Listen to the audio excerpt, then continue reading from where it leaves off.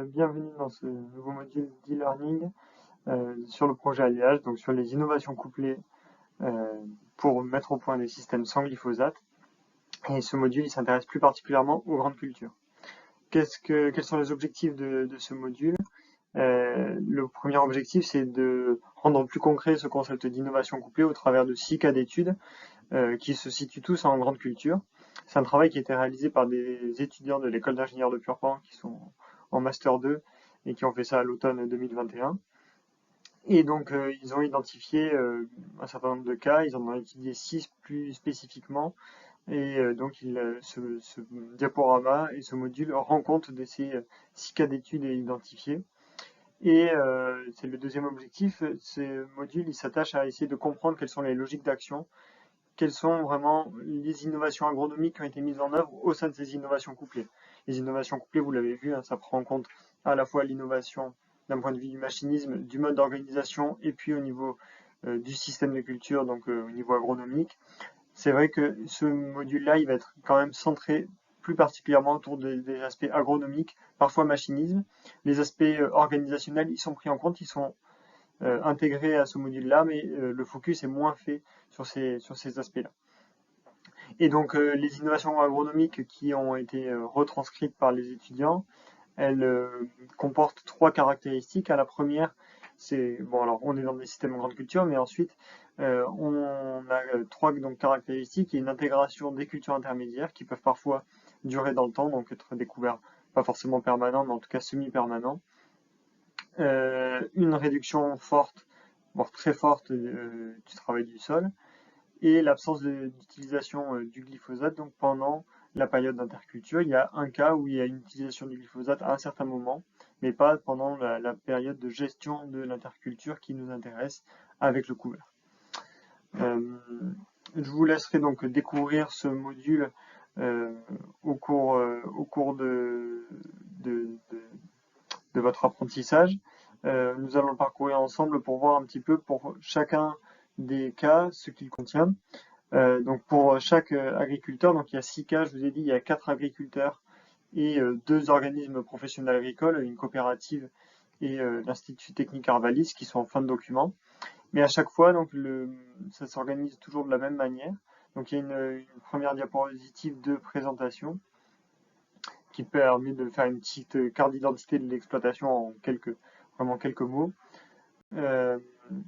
Et ensuite, vous avez donc le sommaire qui présente les différents points que contiennent la fiche de l'agriculteur, avec donc dans un premier temps l'innovation couplée, qui est donc le système général global de l'innovation qui nous intéresse, le détail de l'innovation agronomique, donc d'abord ses objectifs généraux dans la diapositive numéro 2, puis vraiment le détail de l'itinéraire technique, et enfin des aspects de levier et de frein qui facilitent ou limitent la mise en œuvre de cette technique-là, et puis quelques conseils de l'agriculteur, des agriculteurs qui ont mis en place cette innovation-là.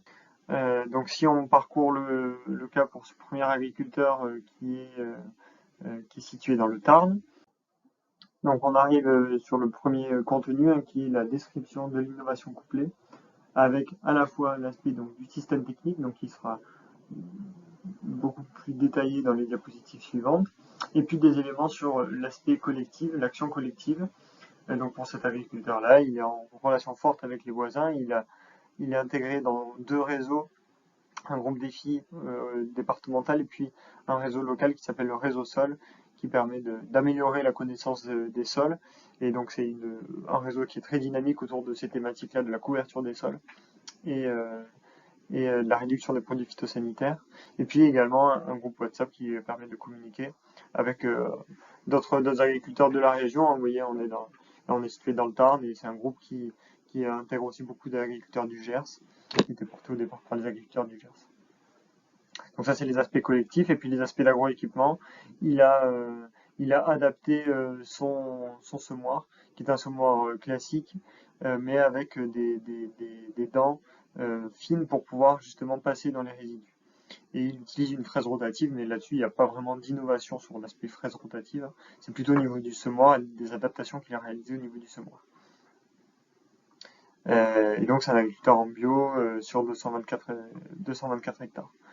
Donc si on va ensuite sur l'innovation agronomique, vous avez le détail des espèces de couverts qui sont utilisées là pour le coup en mélange, et ensuite la technique qui est mise en œuvre, hein, c'est-à-dire que pour détruire ce couvert-là, ils utilisent un rouleau et puis ensuite une fraise rotative qui est vraiment passée en superficie à 4 cm de profondeur.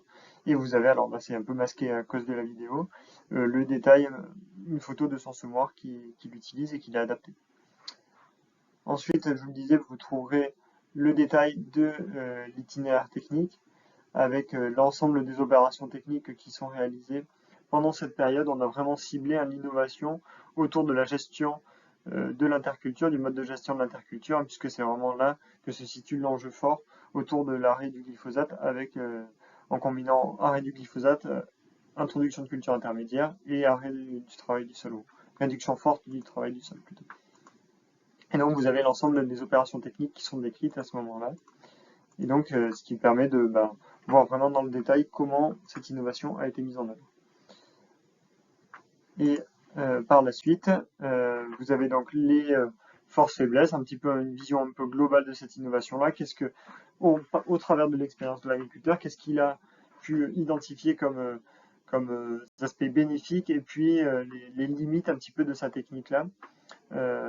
Donc sur différents aspects qui peuvent être techniques, sociaux également, au niveau du machinisme, donc des regards aussi, pas uniquement sur l'innovation agronomique, mais aussi sur l'innovation couplée, et puis des limites, hein, donc là, qui sont notamment des problématiques d'ennervement avec des vivaces, et puis une autre qui est sur le temps de travail.